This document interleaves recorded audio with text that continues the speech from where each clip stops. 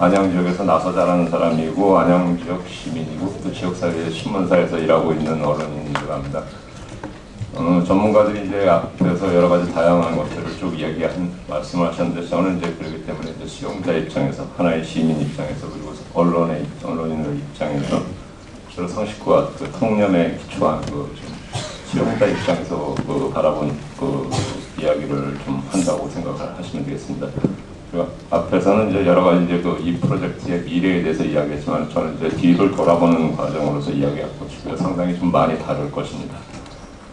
그리고 이제 여러 가지 프레젠테이션을 하면서 이제 쭉 설명을 했지만 저는 이제 말을 하기보다는 글을 쓰는 입장이기 때문에 글을 대체로 읽는 좀 지리한 글을 거기에 좀 진행을 해야 될 것 같습니다. 그리고 저는 항상 무대에 서기보다는 좀 객석 쪽에 쭉 서왔는데 오늘 굉장히 무대 위에 올라오니까 낯설고 좀 익숙치 않은 일입니다. 저는 항상 구경꾼으로서 객석에서 평가하고 이제 비판하고 별로 대안은 제시하지 못하고 이런 입장에서 쭉 일을 해왔기 때문에 굉장히 불편하고 낯선 일입니다.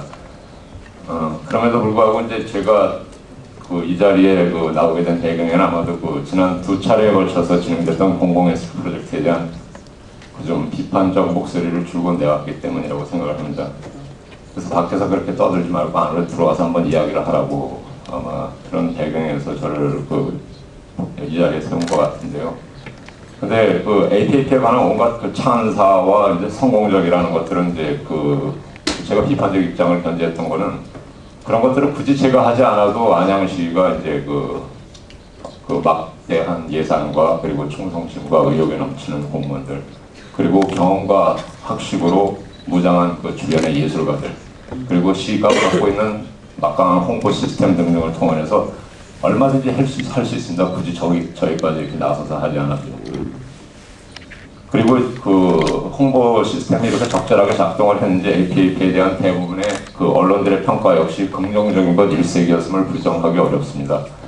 그리고 그런 안양시는 찬사 일색인 각종 언론 보도 내용을 근거로 하여서 성공적이라는 평가를 했죠.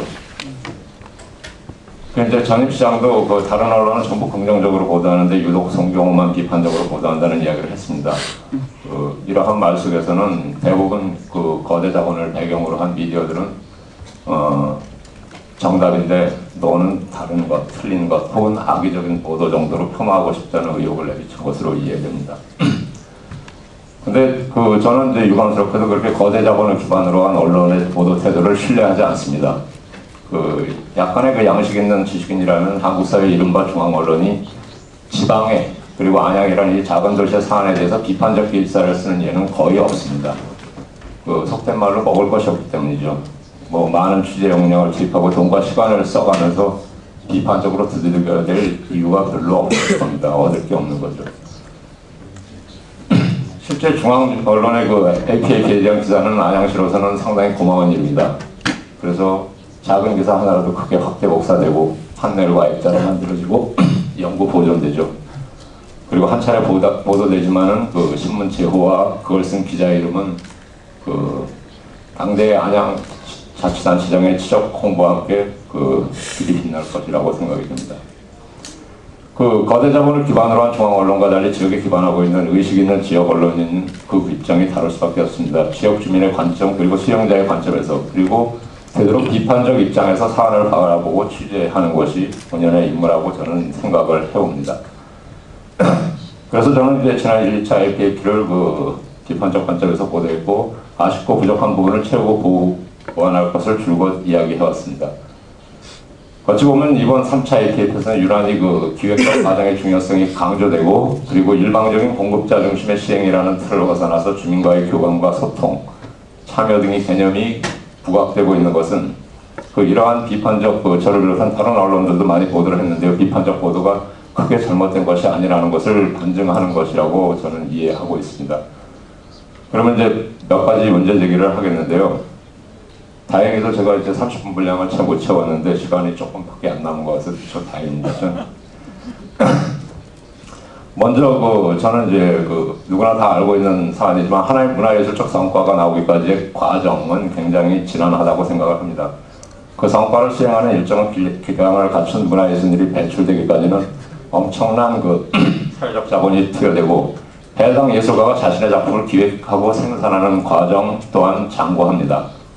교육과 훈련, 기획과 연구, 조사, 창작 또는 생산 등에 이르는 일련의 과정이 얼마나 잘 이루어져 있는가에 따라서 그리고 그것을 지원하는 사회적 지원과 배려하는 시스템이 얼마나 잘 작동되고 있는가에 따라서 그 성과와 결실이 달라진다고 생각합니다. 하지만 선출직 정치인이 중심이 된 지방자치단체의 문화예술 정책에서 이러한 과정의 일체에 대한 진지한 고민과 균형적인 정책적 배려, 투자 등은 찾아보기 어렵습니다. 오로지 거의 모든 문화정책은 입구 중심보다는 출구 쪽에 초점이 맞춰져 있고요. 투자의 대부분이 그 최종 작품을 보여주거나 연주를 들려주기에 집중이 됩니다. 그리고 짧은 시간 안에 뭔가 보여줘야 한다는 유혹으로부터 자유롭지 못하기 때문이죠. 물론 1, 2차 IPF도 이러한 유혹의 성과물이라는 혐의로부터 자유롭지 못합니다. 기왕에 제기된 다양한 비판들은 결국 이 때문이라고 생각을 합니다. 아울러 한 가지 덧붙인다면 이처럼 기형적 추구 중심의 문화예술 정책은 평가에 있어서도 기형적으로 진행이 됩니다. 과정이 어쨌든 수십억 들여가면서 공공장소에 그럴싸한 거장들의 작품을 들어보니 보기에 좋았다라 하는 식의 평가가 그렇습니다. 그런 상황을 접하느라면 몇 가지 질문이 머릿속을 떠나지 않습니다.